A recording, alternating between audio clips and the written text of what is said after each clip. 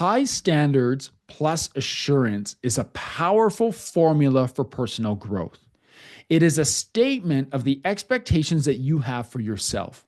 And in this exciting time of year where we're reflecting on a year that's passed or coming to an end and looking forward to a year to come, closing one chapter and starting a new, I want you to have clear expectations and a clear path for where you want to be. And in this episode, I'm going to give you 3 questions that I'm going to ask you to dive into this month before year's end so that you have more clarity in 2025. But here's the catch. I'm going to ask you hard questions. I'm going to make you uncomfortable. I might even cause you some stress. But I'm going to promise you this. It's positive stress. It's stress that is going to stretch you, that's going to force you to grow, that it's going to force you to challenge yourself to be better, to take a stand, to put more on your shoulders in a healthy way. Because my friend, I have high expectations for you, and I know that you can meet them. So I want you to listen to this episode, take on this challenge, and if you fail, hey, I'm here to help you recover. This episode on the Dads Making a Difference podcast starts right now.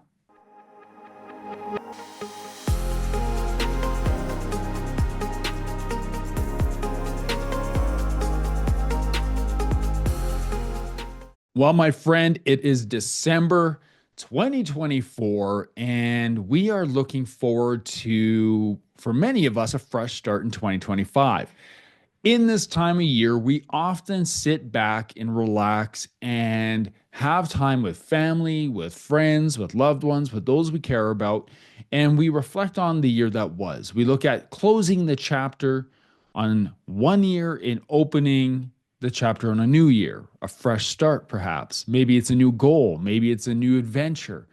But we look ahead with anticipation of what's to come. But the truth is, we cannot look forward with anticipation unless we first look back in reflection. Because when we look back in reflection, we get a better understanding of how our year went, where we were January 2024, where we are now, December 2024, and where we want to be moving forward. Now, if you're listening to this podcast, you are a man who is focused on improvement. You are a man who's focused to do more. And I not mean more busy, I mean more impact, to move to a life of impact, to live a life by design. So I want to ask you some questions today that I want you to reflect on this December as you start to look forward to a new chapter in 2025. So the first question comes from a little story about what happened to me last week. Last week, we had a crazy busy weekend, and I'm sure you have those too. Crazy busy weekend. We had my son was in a soccer tournament, my daughter was in a basketball tournament, and my wife is coaching that team. And my daughter was also in a climbing competition. Now, thankfully, my in-laws were in town, so we could manage all of these and get kids to where they need to be. I also was hosting a high school basketball tournament here in our city. So it was just chaos. But it felt like organized chaos. It wasn't too bad. But in the midst of that organized chaos, I had an opportunity to take my son for breakfast. He had a soccer game at 7 a.m., which is ridiculous, but 7 a.m. for a 10-year-old. And after that, we had a window, and I saw it as an opportunity. Sure, we had breakfast when we woke up, but after a soccer game, I took him for second breakfast. We went to a restaurant, we sat down, and I just sat with him, and we talked. We talked about his game, we talked about soccer a little bit, but I started asking him questions about his week, things that he was excited about, things that he was proud of, things that he wanted to look forward to or grow in next week. Now, this is language that we use in my home. My son and daughter, they normally roll their eyes at me when I use the word growth, but I'll ask them, hey, what do you want to do better at this week? What is something that you're thinking about from last week that you want to improve upon? So we have these questions. And so I'm trying to get real deep. And I don't know if you're listening to this podcast, you probably listen to other podcasts. I also listen to other podcasts. And I always walk away with something that I want to do, right? Like I have a question I want to ask my family. I have an action that I want to implement in my own life. And what I end up doing is creating this little list of to-dos for the week that I think are going to make my life better. And I hope you do walk away from every one of these episodes with an action item that you can take away. But I don't want that action item to interfere with the purpose of the action item.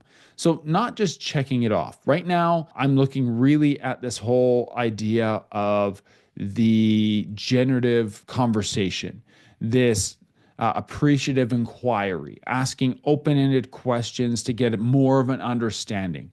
And I'm working on that with my kids. I'm working on asking them questions that do not have a yes and no answer. And so they're kind of getting used to this by now. And so I'm sitting with my son at breakfast and I'm asking him these types of questions. Like they're open ended questions, they allow us to kind of go down a path of conversation. There was a moment in at breakfast where my son had finished kind of talking and he's eating. I said, buddy, do you have any questions for dad? And I'm thinking he's going to come up with some like super deep question about maybe, I don't know, just being a dad. I'm not sure what I was expecting.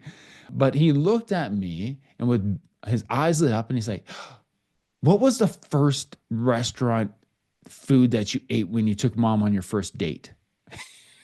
And I was like, where did this come from? Like, where did this come from?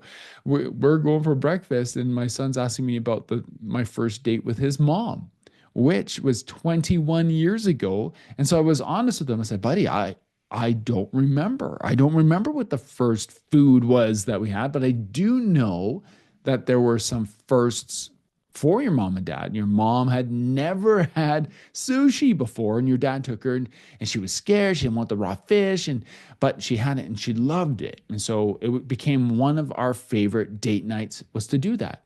And he's like, oh, is that why we like to go for sushi as a family? And so we kind of went down that path of how these practices that his mom and I, when we were dating, have kind of influenced our life now.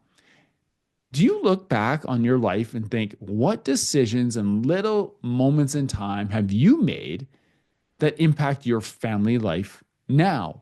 Are there little traditions? Are there little things that are practices or things that you eat? Or I'm blown away by how intuitive my son is. And when he's like, oh, so what was your favorite movie to watch? What was your favorite activity to do when you were bored? And he started to dive into my relationship with my wife before we were married. And I thought that was really cool because it gave me some insight into my own reflection. I'm looking in my reflection process this year, not for the big events that took place. We had some big events that took place. We did some amazing family trips, went to the coast, lots of skiing, family adventures. We did lots of that. We had family lows in our events. We had some real hardship in our family. We had some hurt in our family this year. And I'm not looking in reflection at those big events, the ones that really easily pop into mind. Instead, I'm looking at the little moments that perhaps I looked at as a dad as just minor, inconsequential.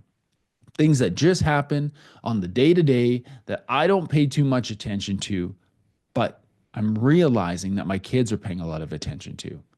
And so I want to challenge you this week with some questions about looking back in reflection so you know where you are, so you can set your sights on where you want to be in 2025.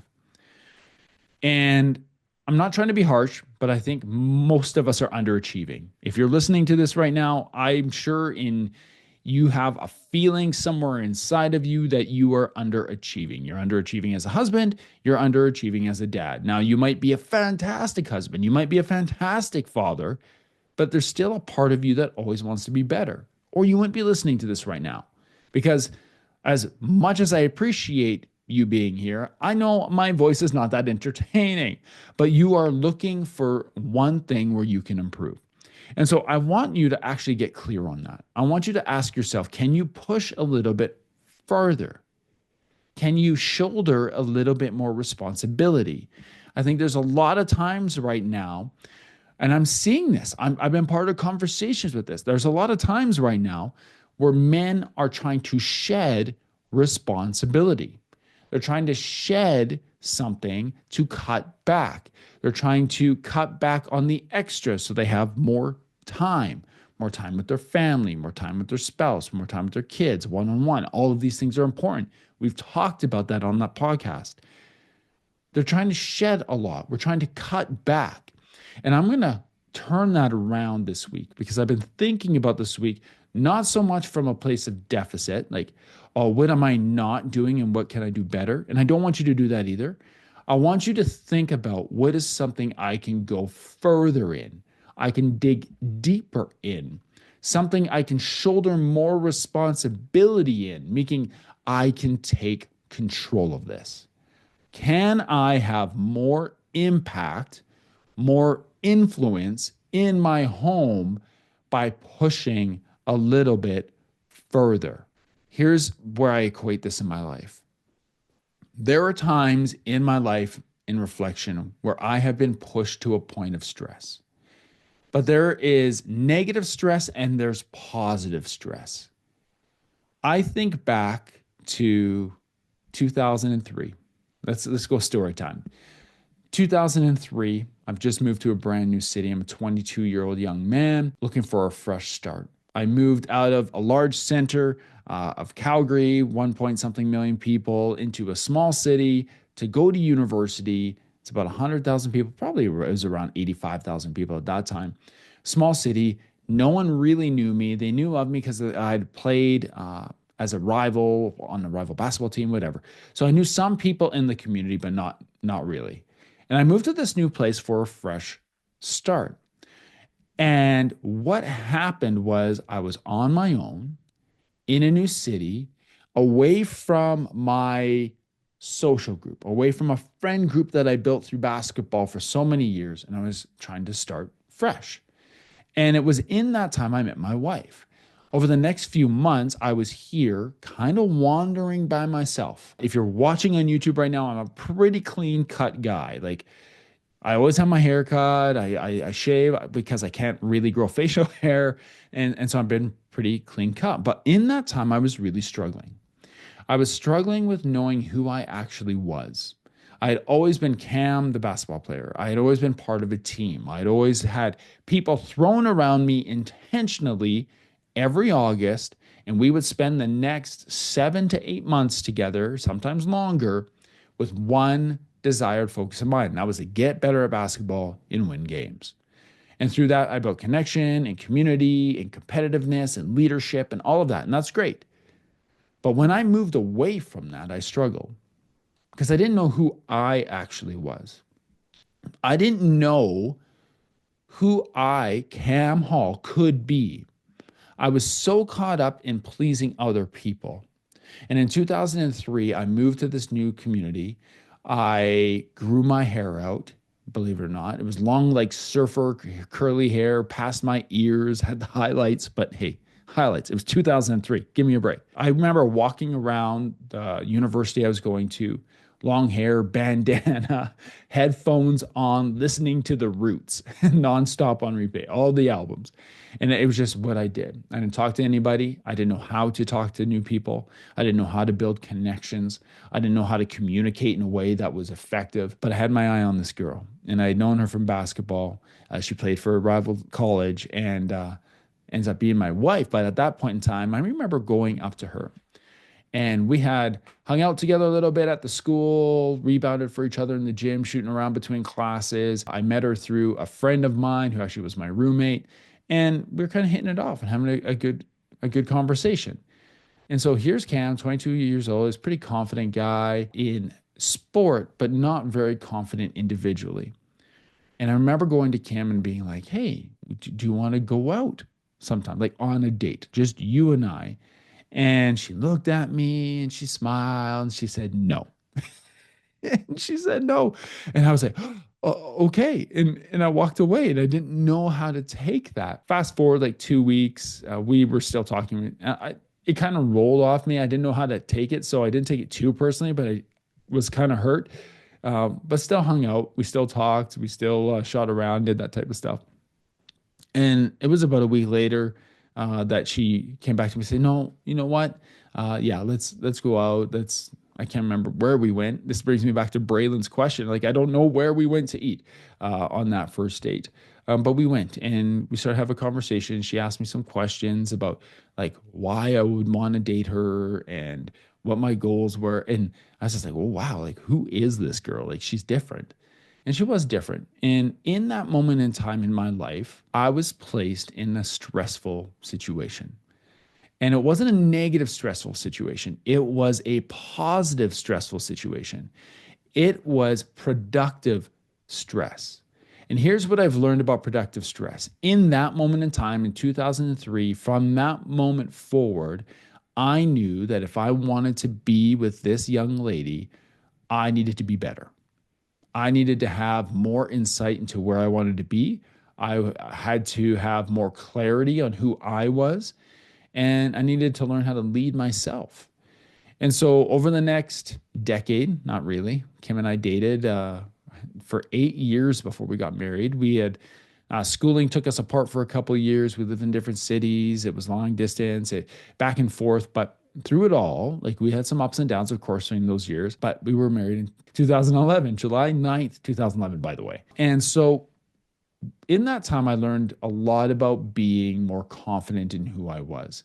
Now, I wasn't always confident. I struggled a lot with my health, that type of stuff, but I was starting to learn more about what I needed to push forward.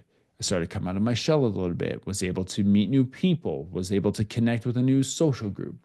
And the whole reason I'm sharing this with you, this little insight, and why I hope that it lands with you is because I think there's times in our lives where we do not know what to expect. We might think we have it all figured out, and yet we don't know the questions to ask ourselves. We don't know the questions to ask ourselves to push ourselves forward because we only know what we know. And so, my questions to you this week that I've already posed, like where can you push a little bit further? And can you shoulder more responsibility, even a little bit more? I see those questions as producing positive levels of stress because that positive level of stress is going to help you set high standards for yourself. There is a book, The Power of Moments, and in it, they talk about having high standards plus assurance and how plus high standards plus assurance is a powerful formula for creating a statement of expectations. So that statement of expectations is like, this is the direction I want to go. Here's how I'm going to get there. Here is the support that I need. I think all of us look at our family, look at our kids and say, here is where I want them to go. Here is the direction. Here are the expectations that I have for how they're going to get there. And now, as dads, we have the role to step in and say, here is the support that I'm going to provide. Now, here's where it breaks down. Many of us don't know the support. Many of us know what it could look like, but we don't know how to implement it. Going back to being driven, but not having action. So if we come back full circle, when we look at where we can do a little bit more, where we can put a little bit more on our shoulder a little bit more responsibility, take a little bit more action, my whole goal is this, that you put yourself under productive levels of stress so that you are in discomfort so that you can grow.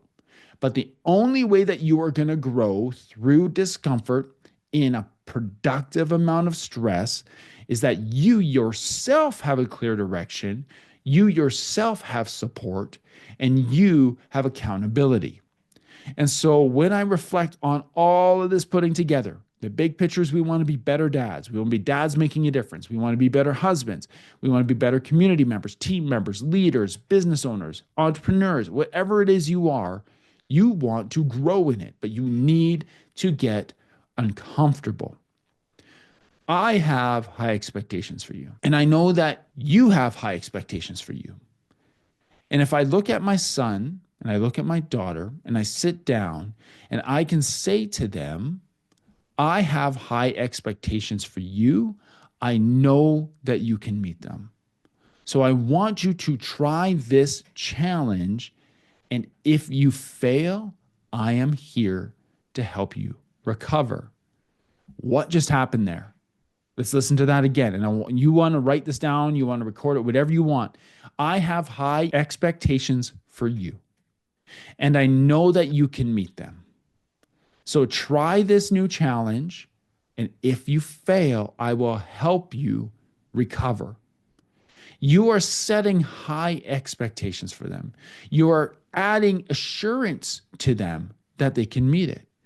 And you are offering your direction and support because you are saying that you are there to help them. And you know what comes from this is an enhanced self insight, which is another fancy way of saying a clear picture of knowing who you are and what you can do and what you are capable of. And there is no better time in the year than to do this right now. So, my friend, I'm going to ask you again, where can you push a little bit further? Because I have high expectations for you, and I know that you can meet them. And can you shoulder a little bit more responsibility right now? Because I know that you can handle it. Because in this challenge of shouldering more responsibility, if you are failing and if you are hurting, I am here to help you recover. That is why I do this podcast. That is why I answer my emails and direct messages one-on-one. I don't have an assistant that does that. That is me. That is why when people text me, I respond. That is when people reach out, I will answer. Because, my friend, I have high expectations for you.